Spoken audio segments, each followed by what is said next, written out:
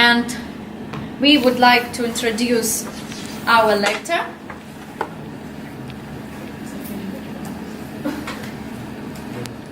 He is the professor of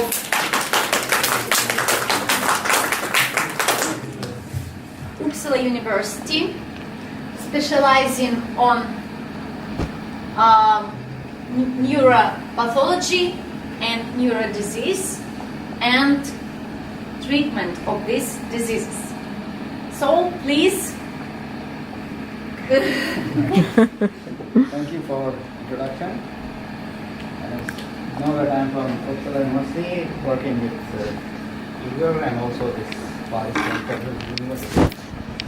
And we have research interest to treat neuronal diseases. I think you understand me quite right. Yeah. So, as you can see, this is me. This is my colleague Dr. Murasamu from the University of Cluj-Napoca, Romania. Here. Dr. Lafuente, he is in Spain, University of Basque Country, is here. And Dr. Asia Russkiy, she is from the United States, and she is at the University of Arkansas here. Dr. Tian is also from here. Dr. Igor Mangulo, he is from PEFU and also this Russian Academy of Sciences. He is doing histological contribution of his work. Dr. Patnaik, she is from Banaras University. I am looking for the logo and she is from here. Dr. Mosier, he is from Aver Neuropharma, the company that supports our work and prepare and centralizing. This is commercially available. Dr. Nojari from Harvard University, he is here. Dr. Castellani from University of Maryland School of Medicine. Sharna, my wife, she is here. So this is a collective work, and this is largely funded by U.S. Air Force Research Base, Department of Defense, United States of America, and Swedish Strategic Research Foundation, Government of Sweden. I am from this university hospital that is more than 310 years old, and from Uppsala University that is founded in 1475. And this is European Office of University of Modena. So this is a large cooperation because this is quite big work, and of course it's very okay.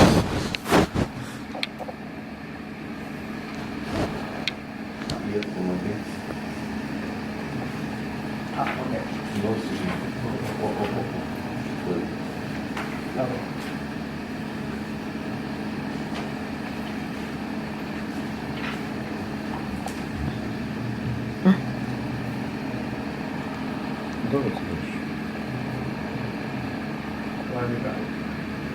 I just show you, this is Dr. Stephen Skapper. He was our famous colleague and chief editor of one of the journal called CNS Neurological Disease and Drug Targets.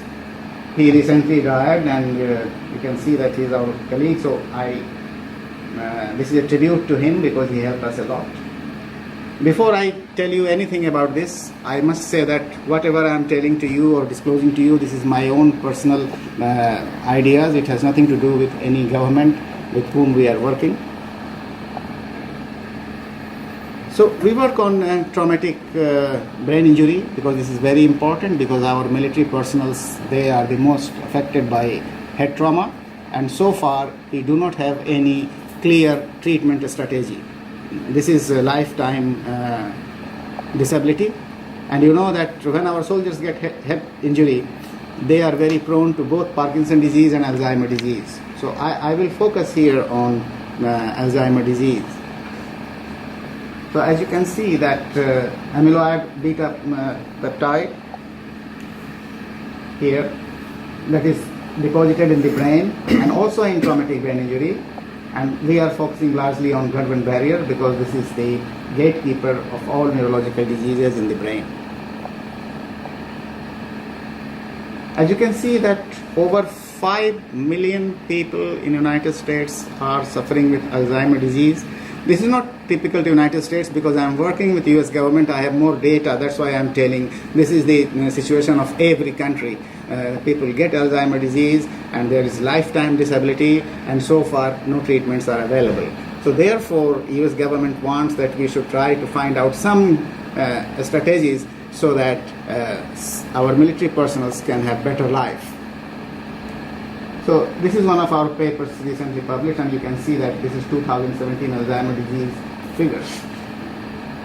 As you can see here, you might be familiar with PET. So what you can see here that in normal brain, you see all areas are quite similar.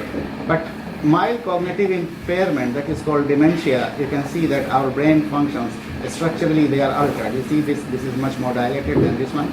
But in Alzheimer's disease, you see loss of cells and much more vacuolation here. So there is very little left in the brain in the Alzheimer's disease. And I can show you here one example that this is healthy brain. This is mild Alzheimer's disease. You can see the changes, the ventricles are enlarging, and here you can see the changes in the structure. And that is the real problem, and tissue loss and changes in hippocampus that is responsible for our memory function. Are you a student of neuroscience? No. Okay. So I just show you here that military risk factors for Alzheimer's, dementia, and neurodegenerative diseases. Some of the literatures you can see here, and you can see that risk factors: traumatic brain injury and post-traumatic stress disorder. Have you heard about post-traumatic stress disorder? Yeah. Because when your stress is gone, then you have symptoms. So our veterans from Iraq and Afghanistan, when they returned from the war zone, then they started feeling at home these different kinds of disease. That is called post-traumatic stress disorder. And here you can see that amyloid fingerprinting. I mean, if you study Alzheimer's disease, and scientists, people are still debating that whether Alzheimer's is related to amyloid beta peptide or not, but I mean, I can tell you that amyloid beta peptide is a key factor. It is toxic, that is accumulated in the brain. And I will show you another example. You can see there are lots of brain using PET. You can see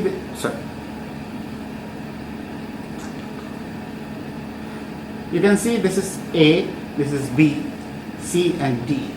What is important here, that these are amyloid beta peptides. You can see that this is control, and this is Alzheimer's disease. This is traumatic brain injury. You can see the deposition of amyloid is increasing here, and this is post-traumatic stress disorder. So you can see amyloid is deposited in all the cases, and therefore the authors, this is a paper published in 2018, you can fingerprint that the people have either post-traumatic stress disorder, traumatic brain injury, or Alzheimer. I can show the another slide more clearly. Here you can see traumatic brain injury versus healthy control, and traumatic brain injury versus post-traumatic stress disorder, and only post-traumatic stress disorder. Here you can see that deposition of amyloid is highest in post-traumatic stress disorder rather than traumatic brain injury and other situations. So this is very serious condition. Now the question comes, brain has different areas. Rather, our intelligence is in cerebral cortex, because human cerebral cortex is much evolved than the animals. And what you can see here is frontal, that is very important for intelligence, parietal for other purpose, occipital not only for visual but many other things, and cingulate is our stress, and temporal is also working in many other functions. So you can see here that the deposition of amyloid can be identified in different areas, frontal, cingulate. They are not same, parietal, temporal and occipital. So this is very specific, and one can really fingerprint what Alzheimer's disease and which areas are affected in this case. Many people are thinking that why we have amyloid beta peptide deposit. Some people are thinking that blood-brain barrier is damaged. That is of course damaged, but the theory at the moment is that blood-brain barrier is damaged. It means it do not expel amyloid beta peptide from the brain to the outside. Okay, but nobody thought that probably in healthy human we have in plasma amyloid beta peptide. Why not it is entering into the brain and depositing in the other way around by leakage of blood-brain barrier? So this point was ignored since so long time. And we believe that plasma amyloid beta peptide is deposited after traumatic brain injury or any other conditions and producing amyloid beta peptide and Alzheimer's disease. So this is the paper, Proceedings of National Academy of Science. This is one of the highest impact factor and most prestigious in the world. And you can see that plasma factors contribute to Alzheimer's disease. And they have shown that depletion of blood plasminogen is sufficient to protect against both Alzheimer's disease and immune system. So this is the first example that not only that, it's not the blood-brain barrier that is only expelling, it is also allowing amyloid beta peptide from plasma to have the disease. So this is one of the important papers. This work was overlooked. This is from Maastricht, and this is quite old, 1978, I guess. This is one of the clear picture that endogenous protein is accumulated in the brain of a mild patient with Alzheimer's disease. Leakage identified in the blood-brain barrier of patient with early Alzheimer's disease. This was in 1978, but people just forgot. They only understand that Alzheimer's disease means blood-brain barrier is expelling in the CSF, and then CSF is metabolized. So this is very important. We studied blood-brain barrier because we have our interest. We did a doctoral thesis in Banaras Hindu University as early as 1982. And the idea is that all diseases are occurring because of the breach of the blood-brain barrier. So you can see we have done this experiment here in mice, and we have seen this leakage of albumin in Alzheimer's mice. In plasma, we have albumin, the largest protein. We have also fibrinogen and also IgG and many other factors. So this albumin is very large, could be 50 to 60,000 molecular weight, and it is leaking here, showing that the blood-brain barrier is damaged, and you can see the albumin leakage around the blood vessels. But when we have given a drug called cerebrolysin that is manufactured in Austria, and it has also going on clinical trials in the United States on Alzheimer's disease, this is not a single drug. This is a multimodal drug, means it can have different aspects, and it is the combination of different neurotrophic factors. Neurotrophic factors is important for regeneration and development of neurons. So this is the combination of different type of neurotrophic factors, brain-derived neurotrophic factors, glia-derived neurotrophic factors, ciliary neurotrophic factors, and also nerve growth factor. You know, the Nobel Prize was won by Italian lady on discovery of novel nerve growth factor in 1977. After that, this brain neurotrophic factors got attention. So this is one of the compound. It is a mixture, and you can see when we have pre-treated with cerebrolysin, you can see that there is no leakage or less leakage of albumin. So this was the first example that there is a leakage of albumin in the Alzheimer's disease. Then the other factors. Amyloid beta peptide I told you here, and you can see that we have measured amyloid beta peptide, and this is transgenic mice. We can see that high level of amyloid beta peptide. We have given normal cerebrolysin, it was reduced, but when we have given nanowired cerebrolysin, it is significantly very near to the control level. Why nanowired or nanotechnology? You might be knowing that drugs are delivered using nanotechnology nowadays because of better, superior neuroprotection, because they are in the brain for longer time, or any organ you develop, because they are not catabolized normally with normal enzymes. So it is the advantage. So here we have used nanowires because we have this American US patent of nanowires, titanium dioxide nanowires. It can label drugs like scaffolds, and it releases when it goes into the tissue, and it for slow release like mini osmotic pump. So here you can see that this is completely prevented. But the other factor is tau protein.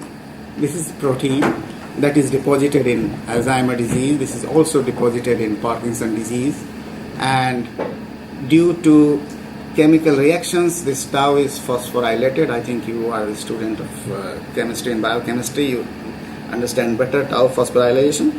So this is the tau we have measured in cerebrospinal fluid. You can see that in the cortex, this is higher, and this is in Alzheimer mice, very high. Cerebrolysine given alone, it is reduced significantly, but nanowire cerebrolysine has much more better effect in this situation. So the point is that nano-delivery of drug can be enhancing our neuroprotection. Okay, so now the point is that in traumatic brain injury, we have a model of Alzheimer's disease by administrating intracerebroventricular administration of amyloid beta peptide. This dose for 4 weeks, and this treatment is very similar, giving these symptoms of Alzheimer's disease in animal model. Then the point is that our military personnel get head injury, and they develop Alzheimer's disease quite early, and that is almost this is a risk factor. So we wanted to study, then we have this traumatic brain injury. This is concussive head injury that is most common in military personnel. This amount of weight was delivered through 20 centimeter height, produces a 0.224 Newton impact, and then we have measured different things. So the point is that nowadays, if we combine drugs to stem cells, it can further enhance the potential of both the stem cells and the drug. So in this case, because of that reason, we have used mesenchymal stem cells, because it can be transformed to any kind of cells when it is injected. And these are commercial mesenchymal stem cells from Sigma, 1 million each time we have injected together with amyloid beta peptide infusion. And then we have used the cerebrolysine, the known drug, and then we have used both nanowiring of the drugs. So this is the model, this is the weight, it is developed over the skull, and from 20 centimeter height, it produces severe impact, like it is a moderate head injury similar to military personnels. I can show you some examples. So this is one of the examples that this is the impact is given on right side, but you can see here the left side is much more damaged, and this is called counter coup energy. This is quite similar in clinical cases. Because you have fixed cranium, when you have blow on right side, the brain shakes within the cranium, so the other side is much more injured. This is a Newton theory of counter coup. Regarding US military data, whatever I have, in total 2000 to 2012, in 12 years, we have from the military populations 244,217 injuries recorded. Penetrating, like bullet, knife, severe, moderate, and mild, and some are not classified. There is also difference between the age group 15 to 17, 18 to 24, 25 to 34, and 35 to 44, and even between males and females. So the injury is classified, and our female soldiers are also get injured. They have problems with different kinds of hormonal balance and many other things that is compounded by the brain injury. So this is the data from US, and here you can see that without concussion and after concussion, these are the picture taken. You can see the networking memory is lost after concussion, and also the motor planning and function is significantly lost after concussive head injury as compared to the healthy cases. So this is very severe and very important for rehabilitation purposes. So for example, what we have seen that when we have reduced Alzheimer-like condition and given traumatic head injury, we have much more adverse neuropathology than before.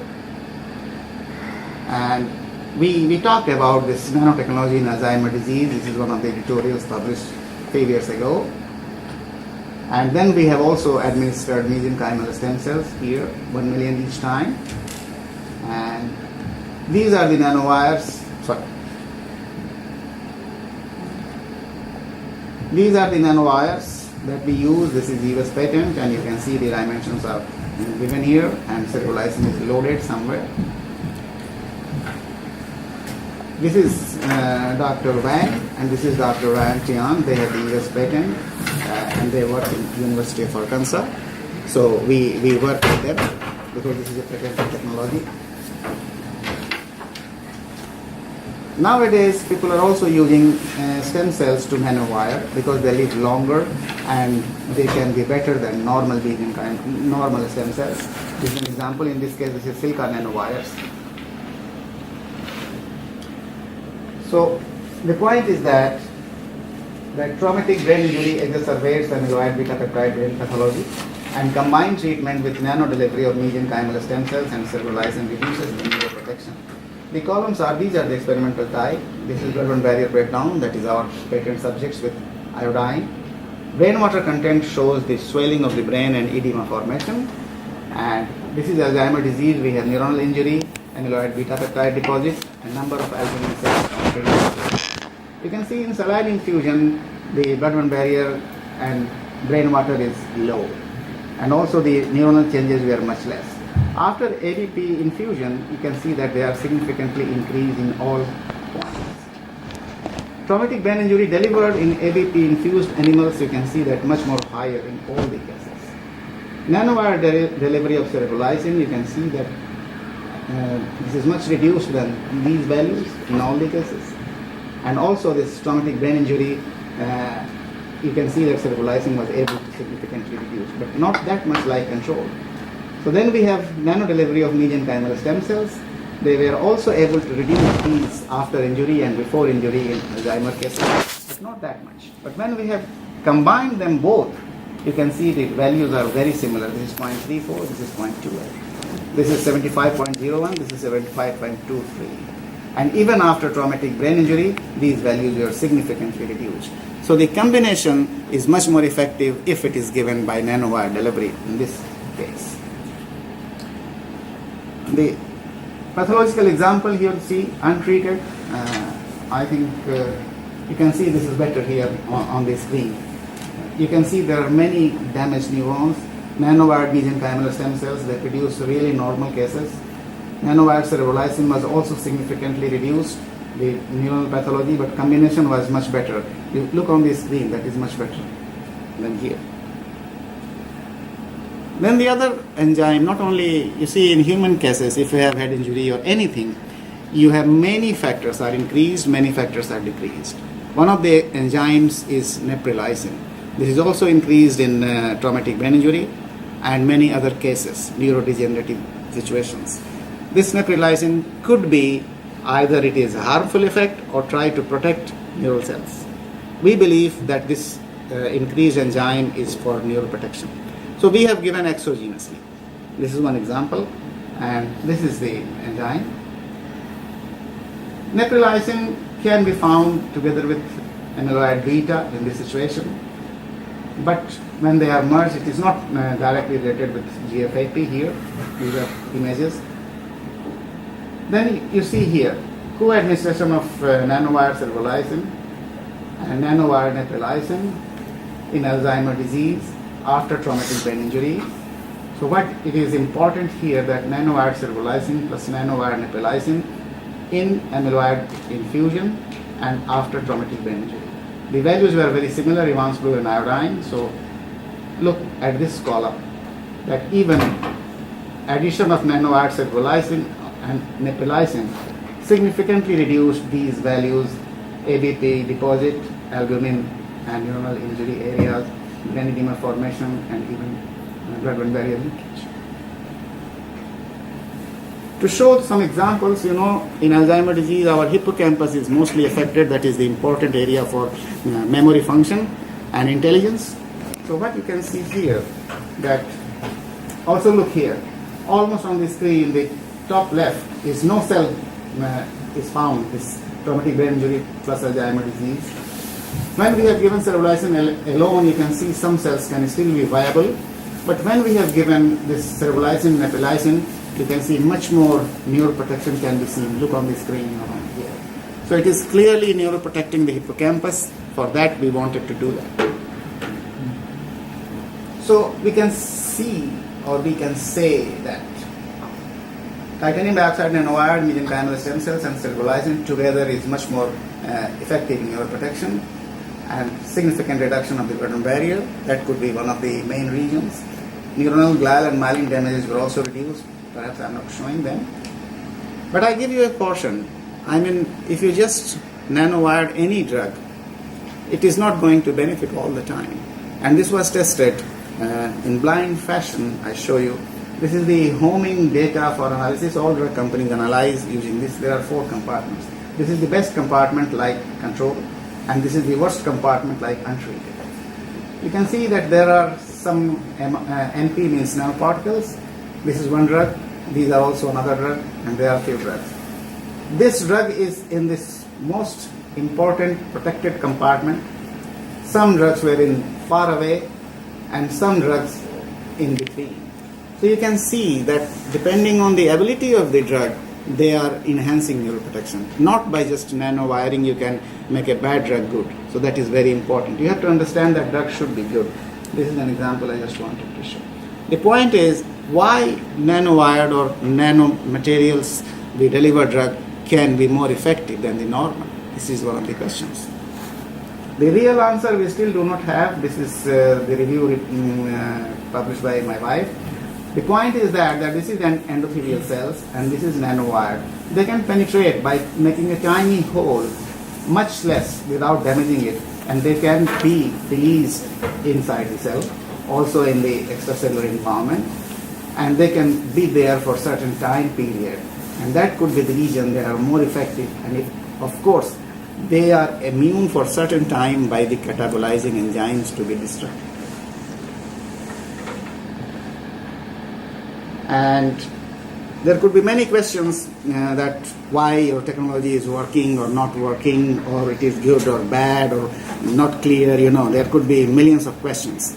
So we try to test our hypothesis. So we submitted some of the innovations to the National Innovation and Showcase. You can see this is Tech Connect World Innovation. This occurs every year in the United States.